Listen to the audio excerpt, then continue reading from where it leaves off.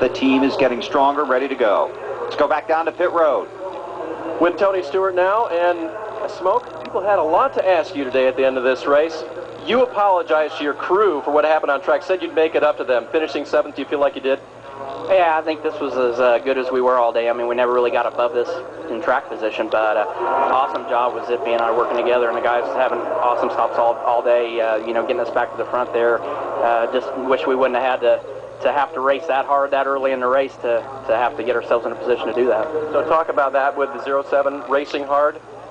Racing too hard at the beginning of a 500-mile race. I mean, the problem is they don't learn give and take in the Busch Series, and they run the Busch Series on Saturday, and you know they came from Martinsville yesterday, and they come here to you know, Pocono today, and they're still racing like they're at Martinsville in the Busch Series. This is not the Busch Series.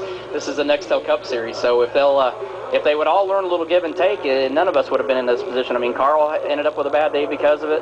The 5 car ended up with a bad day. I ended up with a bad day. So, you know, 4 cars ended up with a bad day because one guy couldn't be a little bit patient at the beginning and use a little give and take like they talk about in the driver's you motherfucker. And you worked yourself, I believe, unofficially back into the top 10 now for the chase. What's the outlook?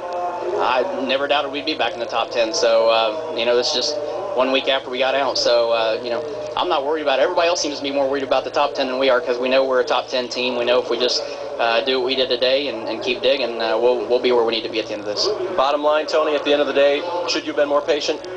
Should I have been more patient? Yep.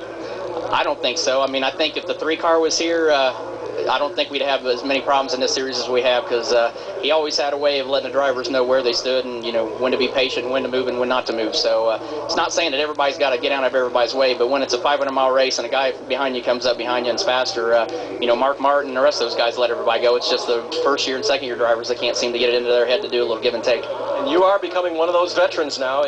I guess maybe put it on yourself to help school them. I guess interviews like this help you get the message out, right?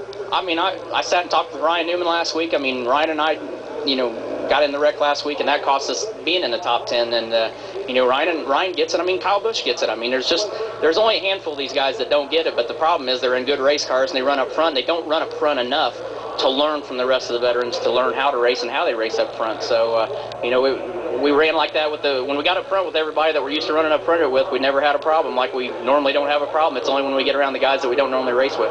Great. Thanks, Tony. Finish 7th today. Asshole. Matt? Dave, the mission today for Kevin.